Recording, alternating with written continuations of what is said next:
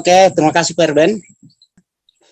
Seandainya saya ada terbaca di dalam Alkitab bahwa Yesus itu adalah Tuhan, mungkin, tapi saya ada dapati 101 ayat yang menyatakan dia utusan, dia utusan, dia utusan, dia utusan. Utusan dari mana, Pak? Jangan bingung, Pak. Jangan bingung, Pak. Bentar. Utusan dari mana? Iya, utusan dari mana, Pak? Itu adalah utusan. Saya sudah Kristen sejak lama, sudah remaja lagi. Utusan dari mana, biar Bapak sehat? Saya akan sehatkan Bapak. Utusan dari mana Yesus, Pak? Ya, saya adalah contoh. Ya, utusan dari mana? Contoh. Ya. Domba-domba yang tersesat kepada Bani Israel. Satu. Saya tidak berkata-kata dari diriku sendiri.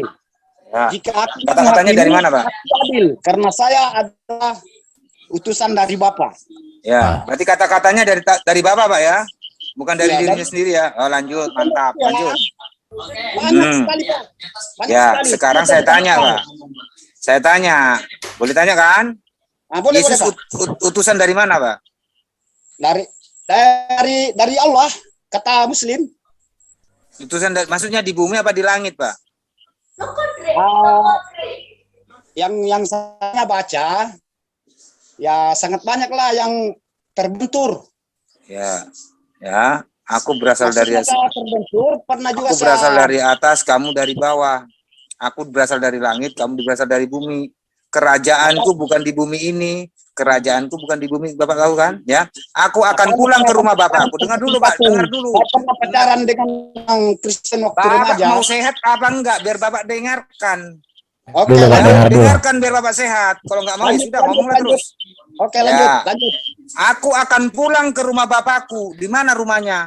Di langit, Pak, di sorga. Dan akan datang kembali untuk membawa kalian ke tempat yang sudah kusediakan.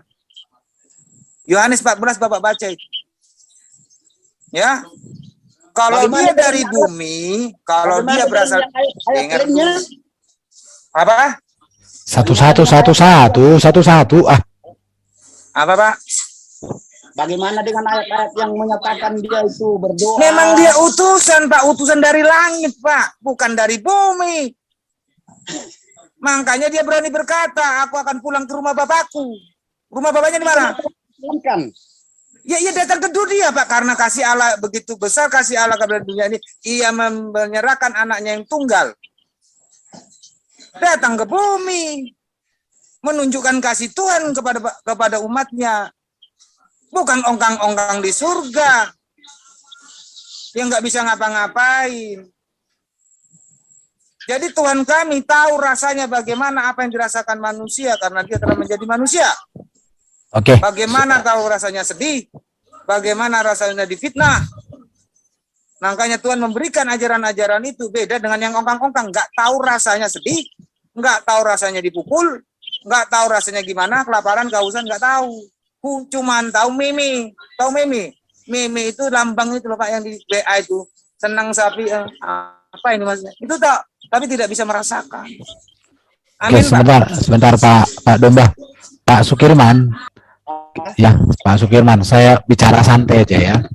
Oke, Pak. Memang saya suka bicara pengetahuannya. Oke, sebentar kita bicara santai aja. Yang pertama, kita sepakat bahwa Yesus utusan.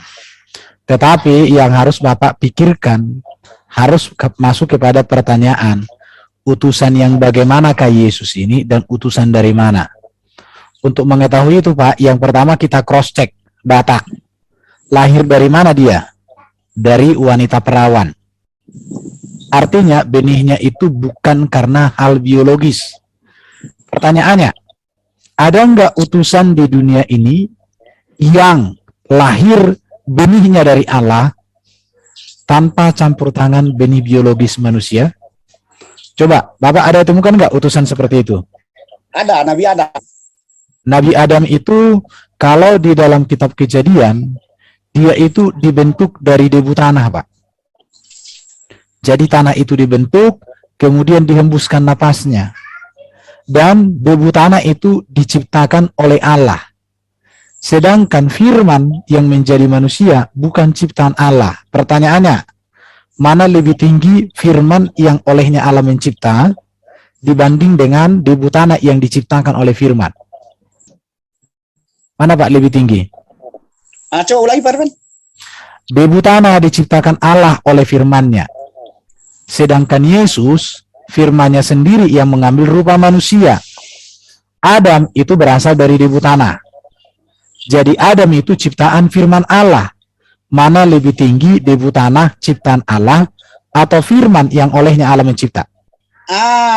Di sini pertanyaan saya. Di mana di dalam Alkitab yang menyatakan bahwa firman yang akan menjadi manusia? Oke. Alkitab Pak Ruben. Oke.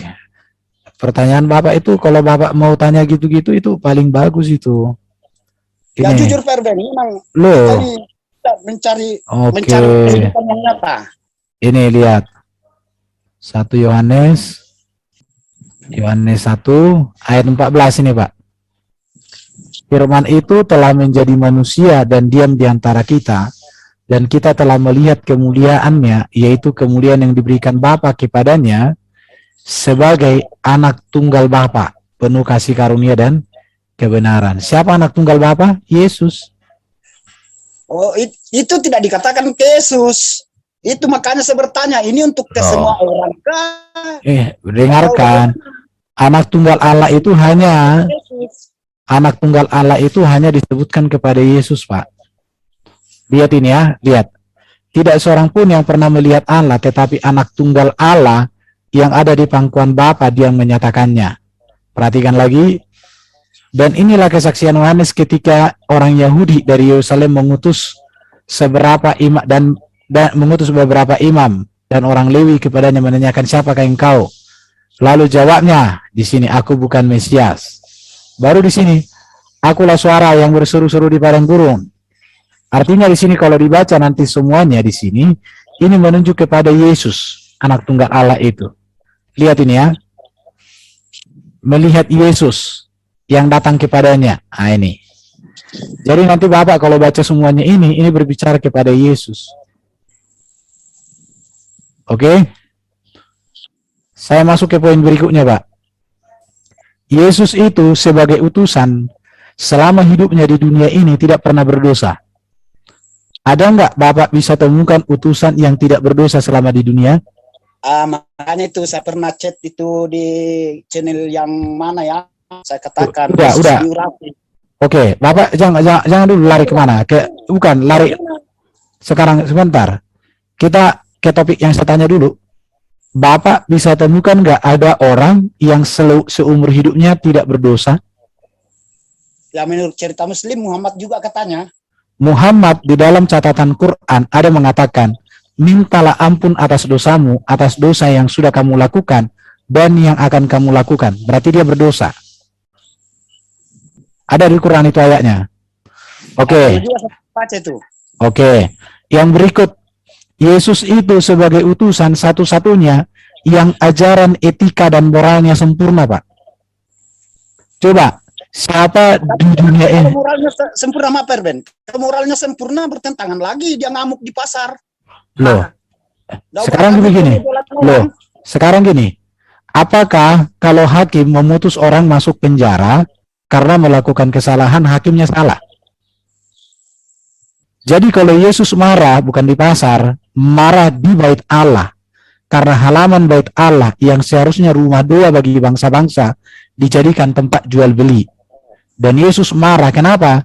Karena itu tidak sesuai dengan hukum Tuhan, tidak sesuai dengan untuk peruntukannya. Contoh Pak, kalau saya ibaratnya di rumah Bapak, di depan rumah Bapak jualan, sampai Bapak tidak boleh lagi melakukan aktivitas di rumah Bapak.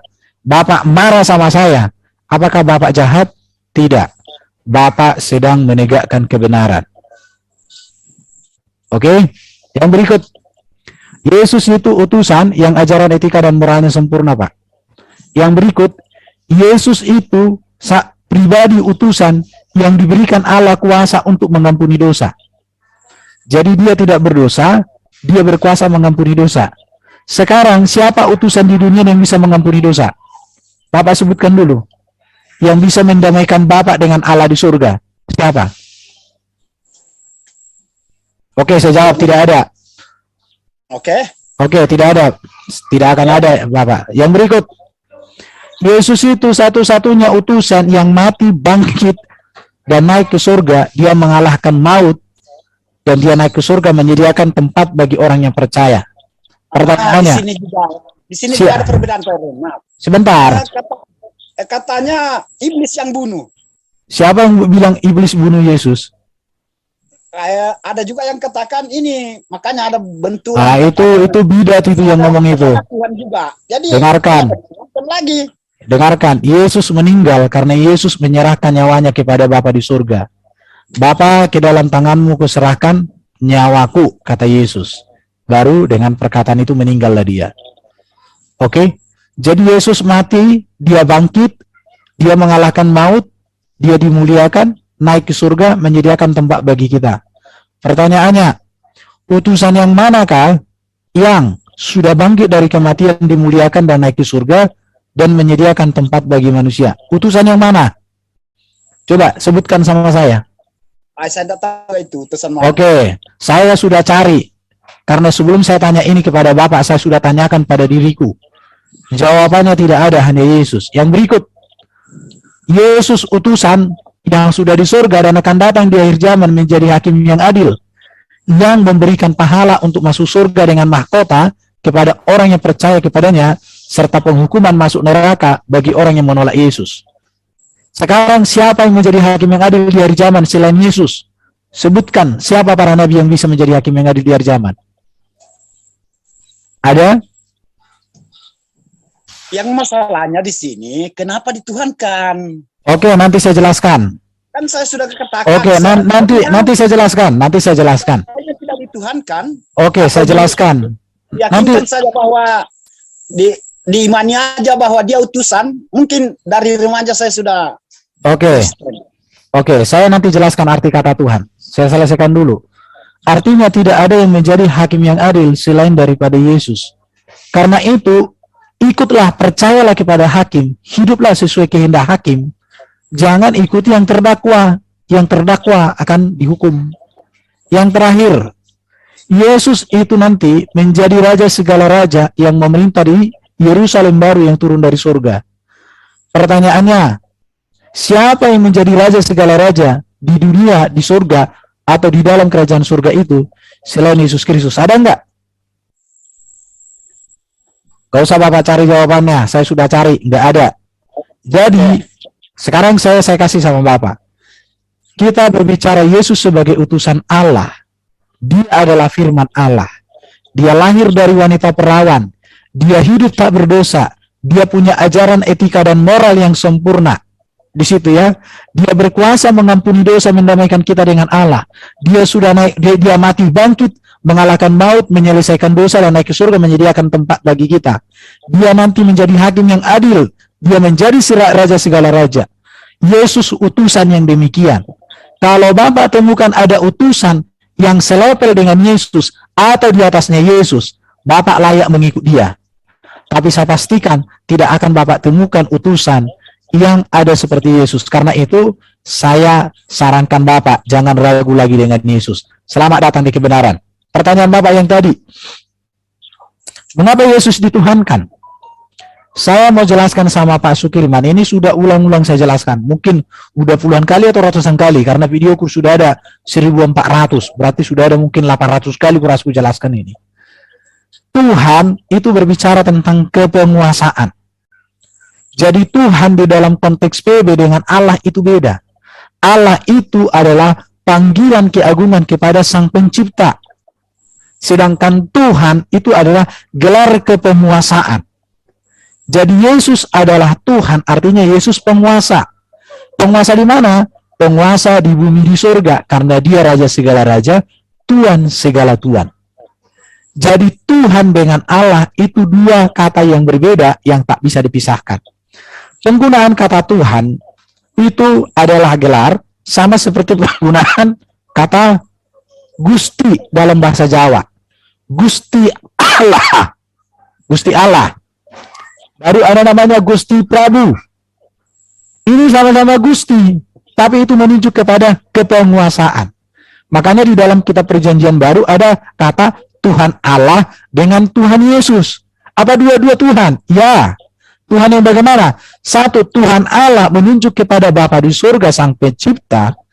Tuhan Yesus menunjuk kepada kepenguasaan Yesus yang adalah firman, di mana kekuasaan Yesus itu diberikan oleh Bapa di surga kepada Yesus. Mengerti, Pak? Bagaimana, Pak Sukirman? Artinya ada dua oknum ya? Oke, saya tunjukkan ayat sama Bapak ya, supaya berdasarkan ayat.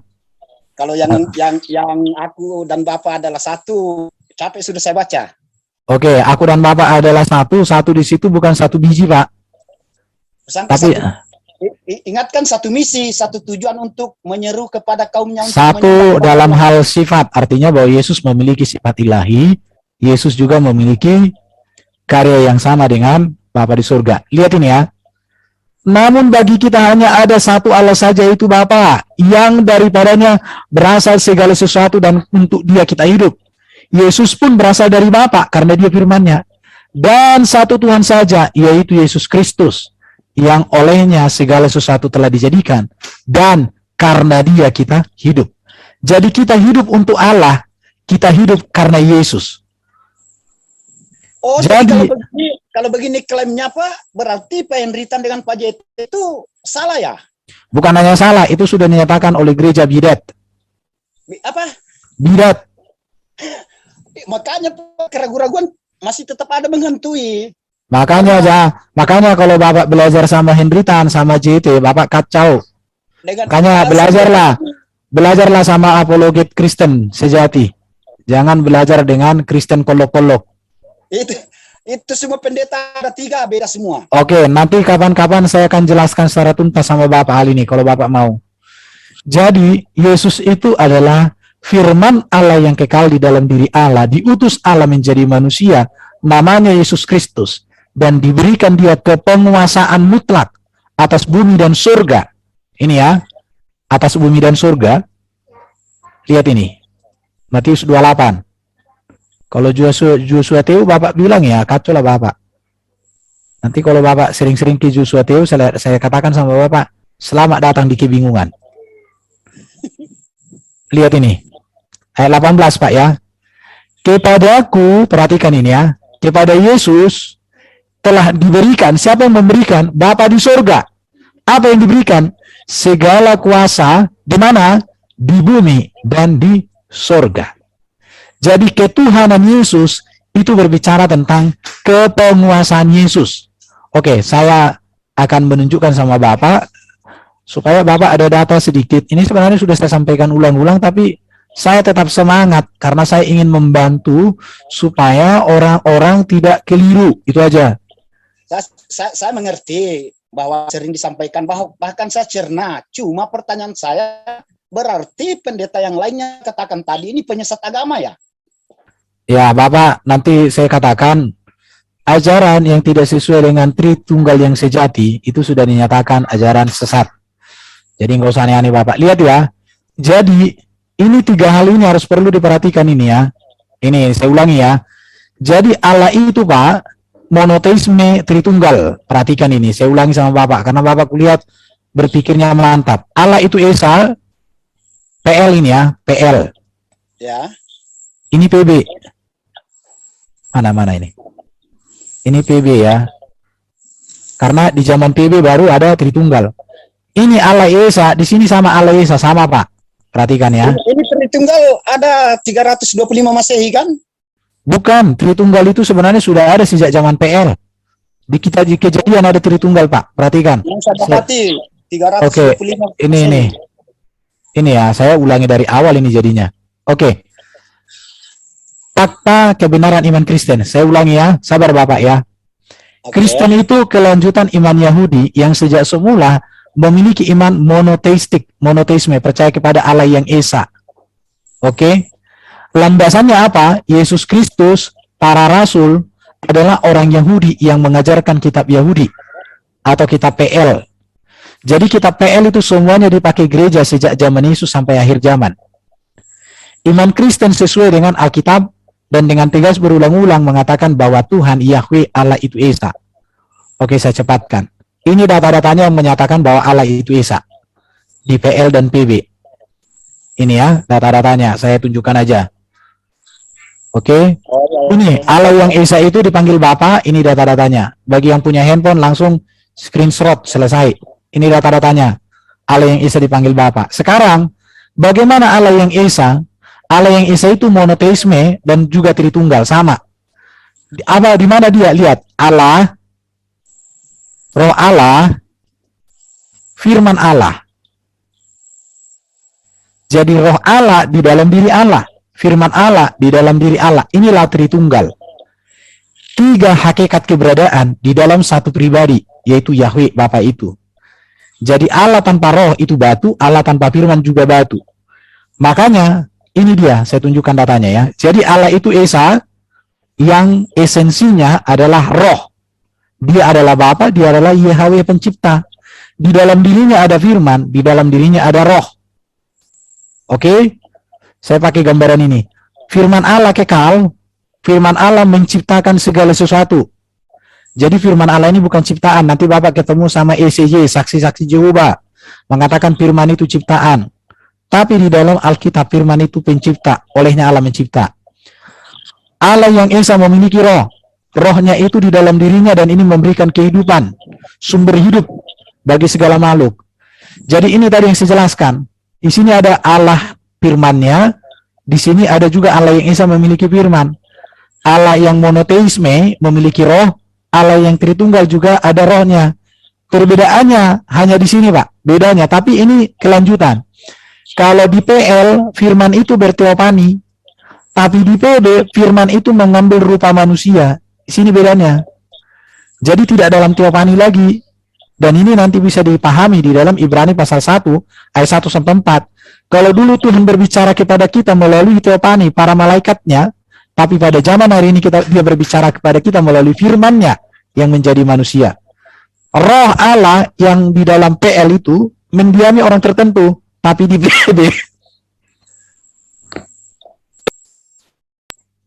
PB, roh itu menyertai semua orang percaya. Ini bedanya, oke? Oke, saya cepatkan sedikit. Jadi, bagaimana dengan Yesus? Yesus itu adalah firman Allah yang menjadi manusia. Jadi, Allah mengutus firman yang mengambil rupa manusia. Jadi, apakah Yesus itu Allah? Orang Kristen mengatakan Yesus ini Allah, ini bukan gambar Yesus, tapi saya buat aja ini ya. Mengapa disebut Yesus ini Allah? Karena dia adalah firman.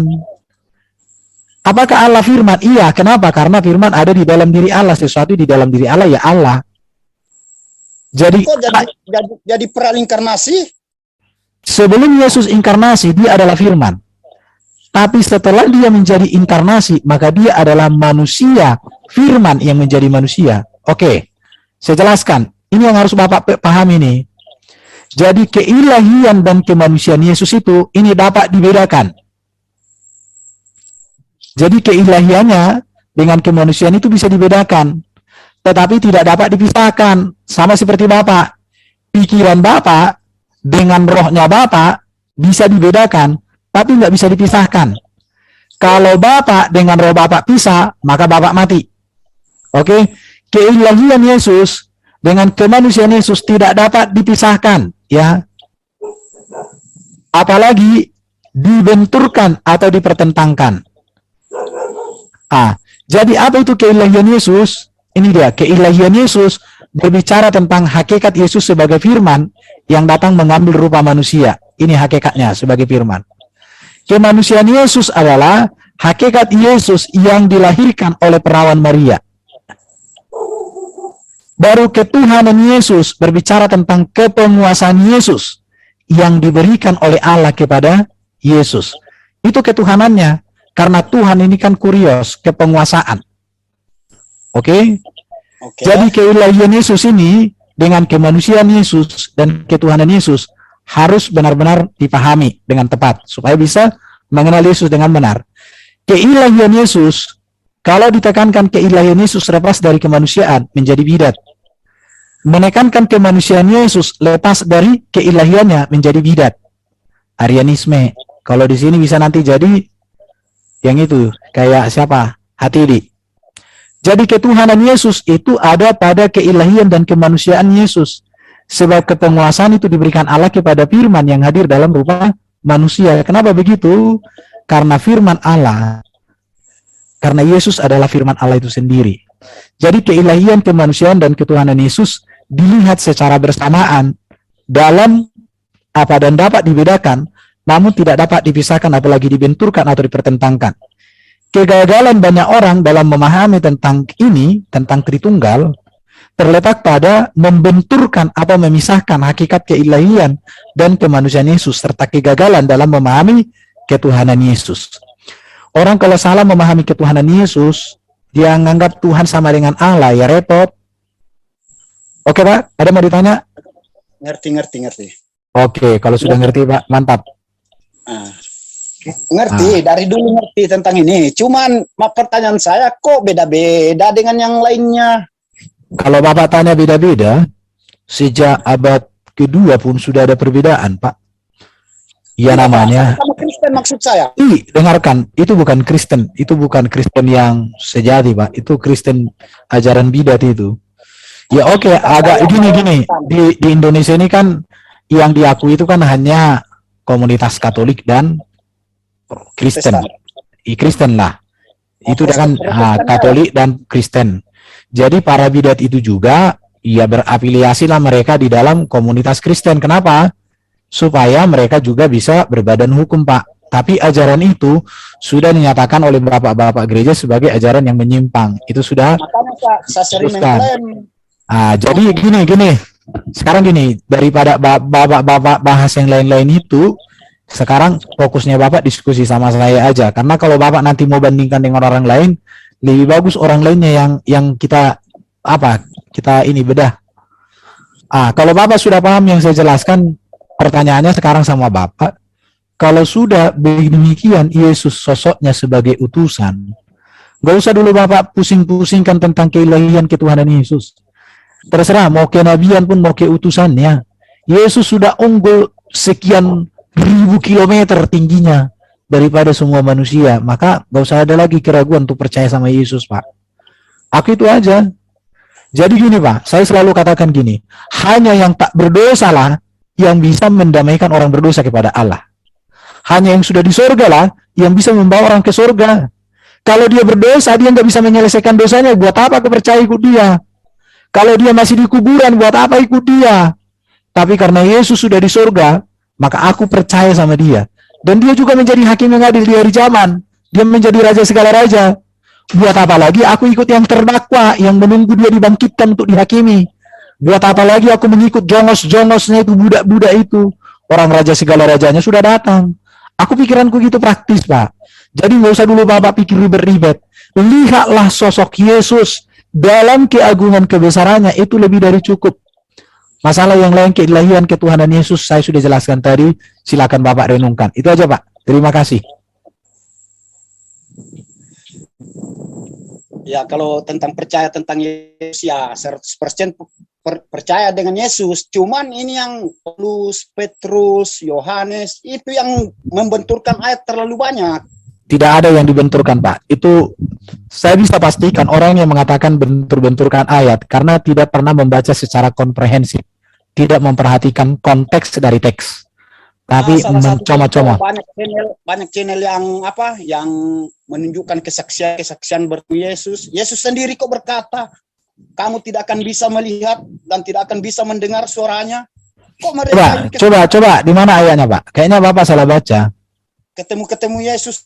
Iya. Coba. Kalau Bapak baca ayatnya itu jeli, Bapak salah membaca dan mereka itu salah baca. Kamu tidak pernah mendengar suaranya kan? Siapa yang dimaksud kamu di situ? Jadi kata kamu itu disampaikan oleh Yesus kepada orang yang dengannya Yesus sedang berbicara. Itu udah pernah saya bahas itu. Jadi kamu tidak pernah mendengar suaranya, kamunya itu ditujukan oleh Yesus kepada orang-orang yang hendak membunuh Yesus. Jadi bukan kamu itu berbicara kepada semua orang di semua zaman, tidak. Karena itu Yesus sedang berbicara bertatapan muka. Contoh, saya berbicara dengan Bapak ini. Kamu, aku bilang, apakah yang lain ikut di sini? Tidak. Saya ngomong dengan Bapak. Jadi itu namanya pahami kalimat di dalam konteks. Jangan pahami kalimat lepas dari konteks, apalagi memperkosa konteks. Itu kan para polemikus muslim itu kan memperkosa konteks kan mereka. Makanya kalau kita bahas Alkitab berdasarkan konteks, tidak ada yang bertentangan. Saya bisa pastikan semua orang yang mengatakan Alkitab bertentangan itu adalah orang-orang yang tidak pernah membaca Alkitab secara komprehensif. Oke, saya pikir itu dulu dari saya. Batuk saya udah makin kambuh. Pastor Ben. Oke, terima kasih Pak. Kalau ada keraguan-raguan nanti Bapak bisa masuk ke Zoom ini lagi atau ke WFM kalau ada live. Biasanya kok kita kasih channel, apa kita kasih link kok. Bapak boleh datang.